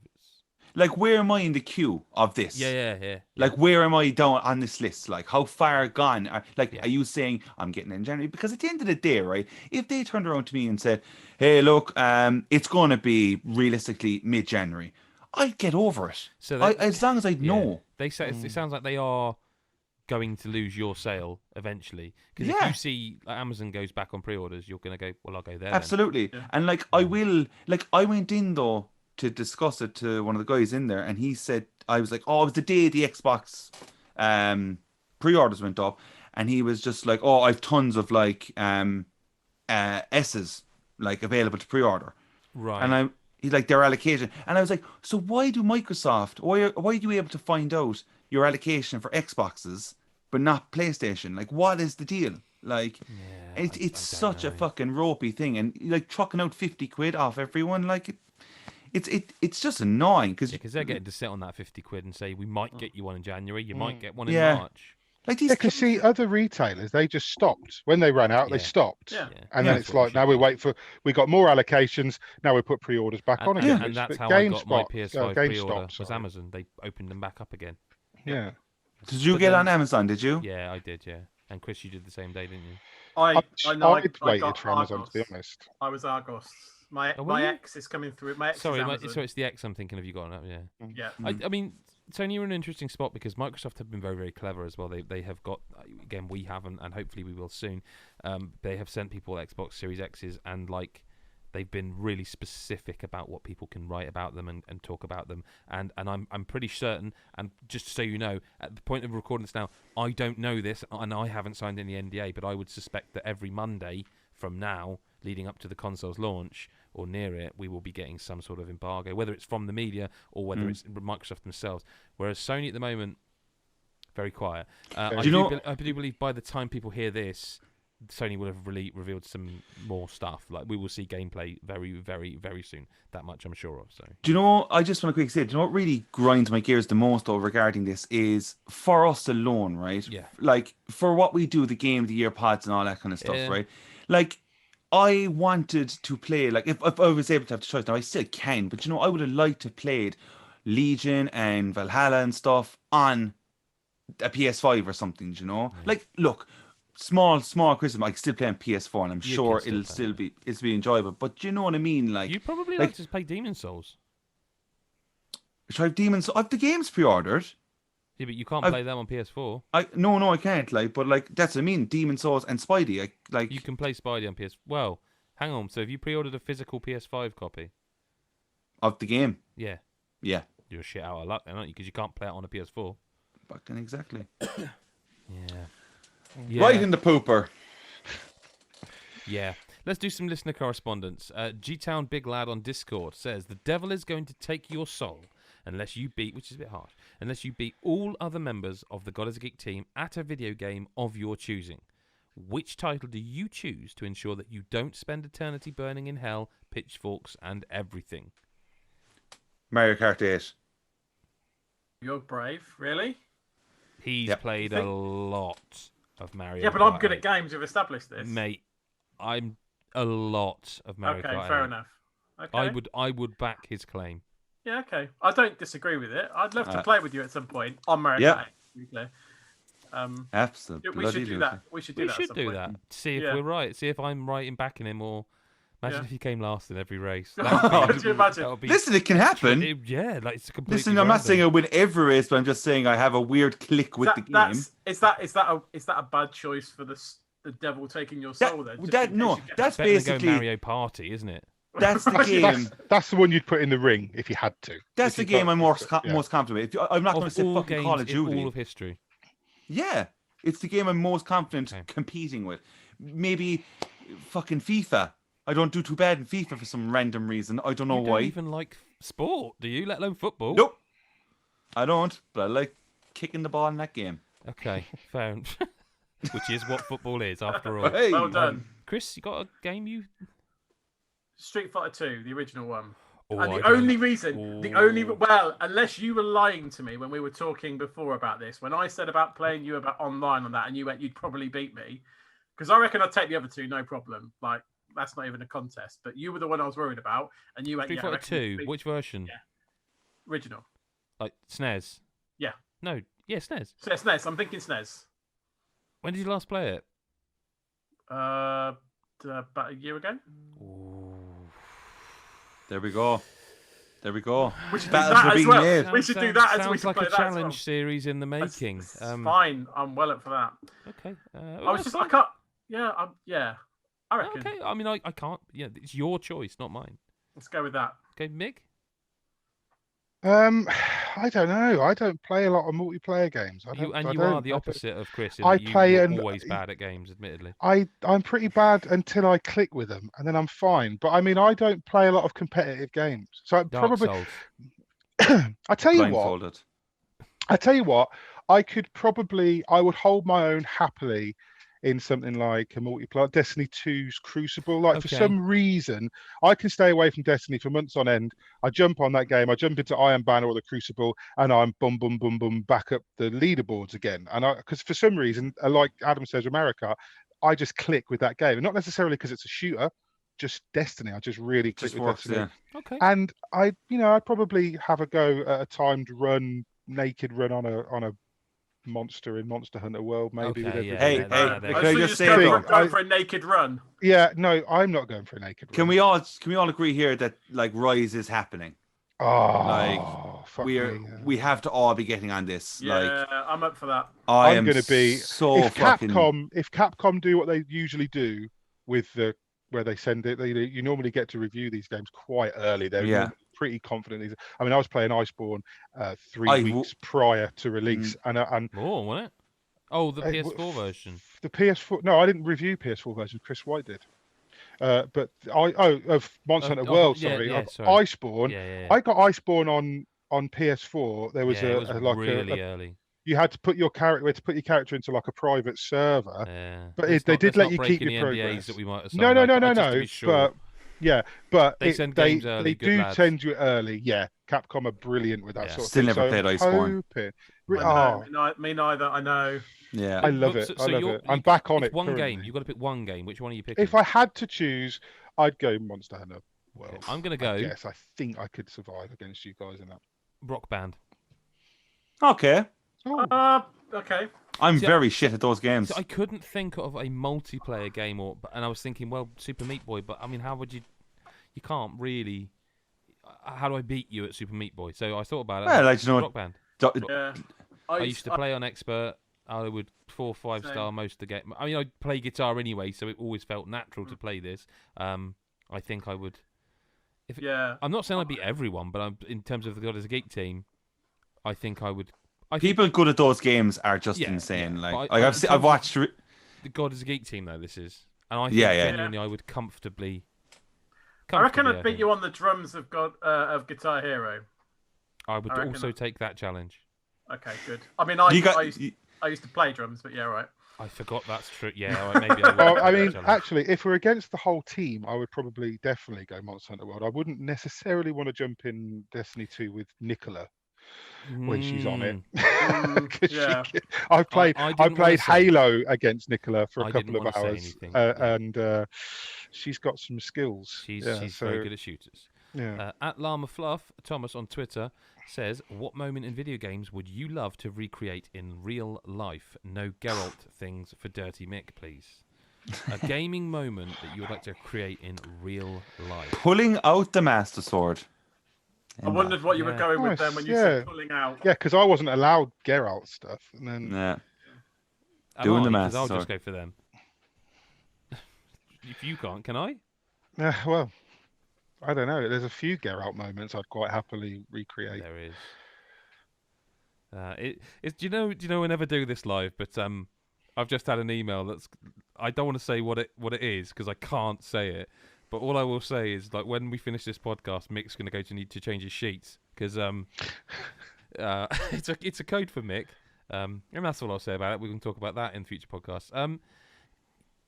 Oh man, what would you like Can't to create in real concentrate life? now.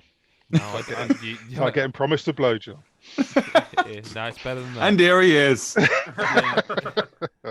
I can't think of a video game moment that I would want to be part of. Do you know what? Yes, I can. Scoring the winning goal in a FIFA match. There you go. Easy. Ah, Christ. It's a cop-out, but man, I did my knees in when I was young and stopped playing football, so that's why I coach now. Okay. Also, I am tremendously fat, which makes it difficult to play football and score and pick up winning goal. Anyone else got a moment they can think of? I mean, Mick, all he can think about, and this is worth watching the video because you can see the cogs like. Okay. No. Realistically, right?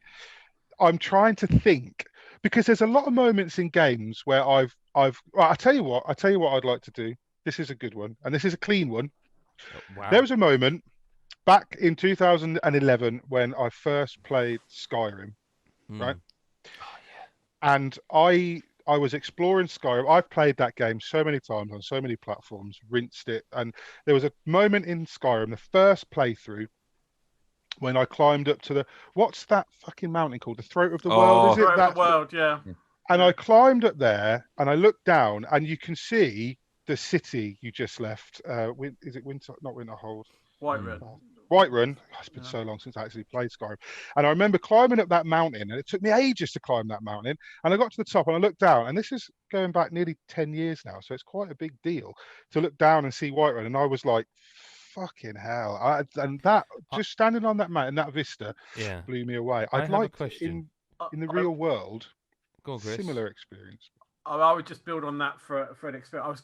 When you said Skyrim, an instant recreation came in my head. I'd just like to Fuss Rodar, some soldier off the top of the throne. Yeah. just recreate that mother, and he just goes or a goat or something, and it just goes flying. I have a question, and I only want a yes or no answer from each of you, just to interrupt the listener correspondence. Will Skyrim come to PS5 and Xbox Series X? Yes. Yes. Yes. 100%. If only for the memes. Is it time? They will do it. This is a question I'm going to answer, and I'm going to. Of course, you guys can have input, but I think my answer will do this one. Is it time for Buzz to make a return? I miss some of those family-friendly games. The answer is no, and the reason for it is because just go play Jackbox games. Like, if you have never heard of them or played them, go and play the Jackbox Party Pack games. The 7th one's out soon. They are all brilliant and the ultimate evolution of those original Buzz games. And no one's making any plastic peripherals anytime soon.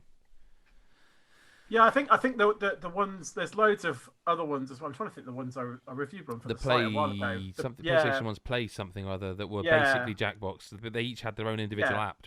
But you play them with your phone app rather than on a controller with Buzz. But the thing about Jackbox is you don't need an app. You just go to the website on your phone and I'm just saying I agree with you in the sense that no one's going to make the. I've probably got it still on my phone. Man, really? Dirty phone. Probably. Dirty boy. Anyone else? So I can move on to this next question, which is far sexier. I don't want Buzz back. Well, Chris is thinking.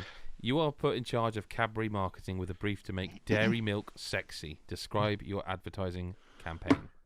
I just used that fucking filthy, whatever she was, squirrel. What was that girl in the Cadbury's caramel? Rabbit. Jesus Christ! I was teenage me was not ready for that rabbit. It was the caramel bunny, wasn't it? Morning Posty. It's like. What? Sorry, what was that bit? Yeah.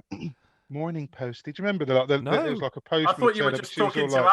No, but stuff makes a lot more sense, man. That's she'd go. She had that than... voice, and there was a weird moment with that. I forgot about her. And I'm pretty scared of rabbits in general. Like, really? Whoa. Why? Yes. Woundwort. That's why. I'm sorry. What? I watched Watership Down when I was way too young to understand why all the bunnies had to fucking die in that kids' film. But I don't like rabbits. Why are you scared of them? I've never liked rabbits since that. I tell you what, you had childhood fears, right? And there would have been normally most people I think have got something from their childhood that just give them the fucking shits, right? Zelda from the Terrorhawks when I was really young. Do you remember Zelda from Terrorhawks? Yeah. I couldn't watch Terrorhawks. That was a kid's show. And then Watership Down, General Woundwort and the Black Rabbits of Ifrafar. I mean, I've read the book. I love it. But that cartoon when I was a kid, it scared a lot of people. Oh yeah. Woundwort, I had nightmares. I used to wake up sweating because he was chasing. It was horrendous. And I wouldn't say I'm scared of rabbits. You'd bring me in a room with a rabbit rabbit back for caramel. They make me uneasy. But that slut rabbit from the caramel advert. I want that to be the name of this I was episode. going to say, So bad. I don't think we can top that. The bring the bunny back. Did they? Maybe they should. Maybe No, they I didn't. They can't now. Not right now She after was what Mick too said. Sexual. Yeah. She was far too sexual a cartoon character. But they used She to was do like that Jessica a lot. Do you remember Rabbit. the fruit and Another nut rabbit. adverts? Everyone's a fruit and nut cake. When that Cadbury's bar danced around near a keyboard, do you remember? They were all a bit sort of sexy. They just need to redo their 80s ad campaigns. Was it 90s? Yeah, you know, the sex used to sell everything, didn't I it? They're think not the allowed so way much they these should days. actually do it is basically to bring back the milk tray adverts, but recast me as the milk tray man. And what I Jesus do is in a Christ. Rick Mail style, I swoop in and go, there you go, there's something to hang your fucking towels on, and then I'd off again, and that would be it, and that would just be raw power. Just stick with food, Adam Carroll. Yeah. So giant Watsits are a thing. Did you know this, by the way? This is Are they? Yeah. Yeah. Pack of Watsits. I assume there's just a couple in the huge ones. Mick so excited he clapped. It was a mosquito. Yeah, actually, I know. but yeah. It's fine. It's fine. What other crisps deserve that upsizing treatment? I've got an answer, so I'm ready. But if you Have one Pringles. guess. no, you can't have a Pringle with a load of sick on it. Yeah. I want a Pringle that's so big I can put Yeah, but Mick, you don't know what he does to Pringles. chili and natural. Yeah. Do you know what he does? No, he doesn't, because it's a go on Patreon only then. thing. And no, I'm not. No, you got to. We'll tell you off. I am the a cast, but- Patreon. Well, you should listen to the podcast. Then. We'll tell Mick after the cast, but everyone else go and even if you just subscribe for a month for $5, which by the way I think they've changed it so you can use pounds now, so we listen to that. Hello. Oh, it's not quite the same as the last time it happened. But yes. Yeah, like listen to the Patreon. It was first episode? Fork off? Was it the first one where you re-revealed your Pringles? Yes. I think you I brought would it have up, said yeah. I would have said it on this pod, but yeah. No, you can't. You can't. But Has anyone else no. got a crisp? So you both gone Pringles, which is fair. I love Pringles. Yeah. Yeah. Can I just say Doritos as well could be good. Chili heat just- wave, a big motherfucking triangle, Oh, no, about bit this bigger. thick. What? Just like really big McCoys. That'd be a lot of They're work. big anyway, aren't they? They're I pretty know, but- chunky. I mean, go hard or go home. Do you remember surely. those slabs, Chris? Come on, Chris. Oh, I've just thought about them again. He just they- fucking they remembered are- him then. Yeah. His They are trousers good. remember him now. Trousers remember them, yeah. No, seriously, lads. If you've not tried slabs, Yeah. you've not tried They are slabs, ridiculous. get on it. They are So- so good. They're so like in- really thick cut crisps. In really that good. Get on vein, I want that, but a salt and vinegar Walker's Square crisp, but I want it to be kind of full table sized. And then do you know that episode of The Simpsons where Homer goes, "Look, pie, I'm just going to go, and if you get in the way, it's your fault." I want to get a table sized Walker's salt and vinegar square and just sort of just through it. And, yeah. I think, speaking of The Simpsons, just on that, like, you know, when he goes to is it a baseball game or something, and he gets a nacho hat that's got Yes. the Yeah. different sauce. I always think like Nacho, man. yeah, exactly, yeah. I always think like Ah, that The would be Simpsons amazing great. just to like eat a hat. Like I That's think real, that would though, isn't it? That's a real thing. be... Is it that You real? could definitely I just... get a nacho hat. I don't think you really put it on your head. You sit and No. eat it. Like, Oh, okay. I I, think- didn't I know that think was. you I thought, can. it was just a Simpsons thing. Is it an I'm- American thing? that's Right. more likely. Yeah. I know we definitely have American listeners. Let us know. Yeah, please at do. God is a Geek on Twitter or Chris. What's your Twitter? I can't remember. I don't go on there much Uh, nowadays. Chris Hyde 83. So Well, tweet probably me at an that. easy one to remember because you just had a recent birthday. Not Yes. sure why that matters to the year, but last question. What other games would you like to see get the mental multiplayer treatment like Mario 35? I'm going to go FIFA. I said it as a joke one year that when Battle Royales were picking up, I want to see a FIFA game with like a Battle Royale in it. And they kind of did it where like if you scored a goal, you got one of their players in some of the kickoff modes. I want like a full weird, like almost like a pitch where like 100 players are dropped on and you just control one of them and you have to score a goal. I just want something ridiculous, creative. Like I actually think it could be good and fun. How would that work with something like a Souls-like? Do you think? Like, imagine if you had Of course it people would. playing. It's a combat game. Why not? That would be really cool. Like, It's if you could basically beat, Fortnite like, with Dark Souls. yeah, like you kill an enemy, and then when that enemy dies, you can send it to someone else who has to try and kill it. And like, I don't know, that would be quite. Well, there you go. Yeah, You've just done yours, Mick. Dark Souls. Yeah, I was thinking like combat games that where like a Dynasty Warriors or Hyrule Warriors type thing could work as well. Like if you're killing loads of enemies and sending them all over to someone else. Sorry, I just read the email that Adam's forwarded. Yeah, okay, I was wondering when you'd spot I've got to it. go. No, I want to know. Mick's gone. We all want to know. I don't think I'm allowed to tell you. But No, you Last can't. of Us 3. I'll tell you next week. I'll tell you Last next of Us 3. Last of Us 3. Half-Life 3. Confirmed. I've got code. Also, what about I still want some sort of battle royale that's a racing game. Like Forza Horizon 4 did something kind of massively multiplayer where there was like a raid and you were all doing this. So you were all thrown in and it was like, right, run this race, now go through this barrier, and you were all but it wasn't, I mean... What about like a Destruction Derby game? That's kind of what I was getting for, like some sort of massive arena. Isn't there, what's that that's coming? Destruction All-Stars. What's that that's coming to... Destruction All-Stars. What is that could something be... similar to I that? don't think it's a battle royale. But then saying that, Mario is the 35 player, so the definition of battle royales is not necessarily 100 anymore. Has anyone else got any ones they'd like to try? Tony Hawk's. No. Yeah. What would That was a the flip-flop. punishment be though? Well, death. What would the punishment be? No, yeah. I guess that's the only thing, because the idea of those types of ones is that you kind of penalise your opponents, isn't it, rather than just Death. trick attack or something. Just death, right? I was going to say, So is if my mic working or not? Like death. I didn't hear. So You die in real life if you get kicked out of the Tony Hawk's thing. Right, so someone performs. Someone a comes to your 900. house and beats you to death with a skateboard. No, Oh, it's this the is new like- haptic controller of the PS5. It's the new. It's the Gary's thing new that's law. built into it. Like no, like if you now if you're holding a PS5, they've not mentioned this yet. But if you die in the game, you die in real life. You'll be alright, Chris. You've That's never died in a video game ever. 100% immersion. I'm That's how definitely getting a immersive Series it is. X. True Definitely haptics. getting a Series X now. Then Imagine. It would be like That's why I like play the some of way those Geralt scenes. Would it be like the way politicians smear each other, wouldn't it? Like, hey, did you know that if you buy a PS5, you can die? You actually in real life buy an Xbox. It would be like the politicians, wouldn't it, smearing one another? yeah. Anyone else got one? I Silence. forgot what the question was. What game do you want to see get battle royale treatment that hasn't? What series? Oh, I guess. Leisure Suit Larry. Oh, Jesus Christ. There's a new one of them out, isn't there?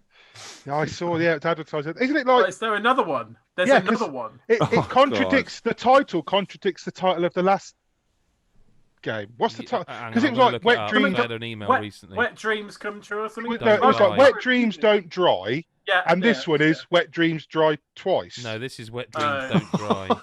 Oh, the last one was Wet Dreams Dry Twice. There was some, I don't know, mate. If anyone would know I more about reviewed the it. series, then I it's reviewed you. it. I Did don't you? know Leisure Suit Larry. I don't Yeah. know Leisure Suit Larry. Yeah, I've I played one not or played two. Leisure Suit Larry since I was probably too young to Do play you know what, Leisure man? Suit They were Larry. never particularly Yeah. very good. No, Yeah. of course They they weren't weren't. even, no. There was pixelated boobs, and that was all there was. Was there? Maybe we should do a replay to them, Mick. Bring the series Maybe. back one more time. I do miss point and clicks. Proper I point and wonder clicks. where you were going with that. Yeah. Yeah, Well, yeah. something Naked else. run. Go on another naked run. Redo and Simon the Sorcerer. on that note, next week we've got plenty to talk about. As if it wasn't a bumper episode this week, it's going to be a bumper one next week. I've got a game. I've got a lot to talk about of it. I do want to play more Oculus Quest. Mick's. I don't know if I should just make this an extra 20 minutes long because he desperately is like, in up like squirrel, and he wants to go now. Like he's ready to go. So thank you very, very much for listening or watching this podcast. However you choose to consume it is. It's cool. That's why we do it. You can follow all of us on Twitter. You can find us on Patreon, patreon.com/GodIsAGeek, where you can support us and the site. And as again, I'm going to have to go and have a look at it because I believe they have changed it so it can be pounds or dollars, which I always feel like when you say to people, give us $1 a month, it's like, but £1 a month is, that's cool. So we're going to have a look at that. Everyone else, Mick, Chris, Adam, thank you for being here. Really appreciate it. Thanks for having me. Okay. And for everyone else, we'll speak to you next week or whenever you choose to listen. Bye-bye for now.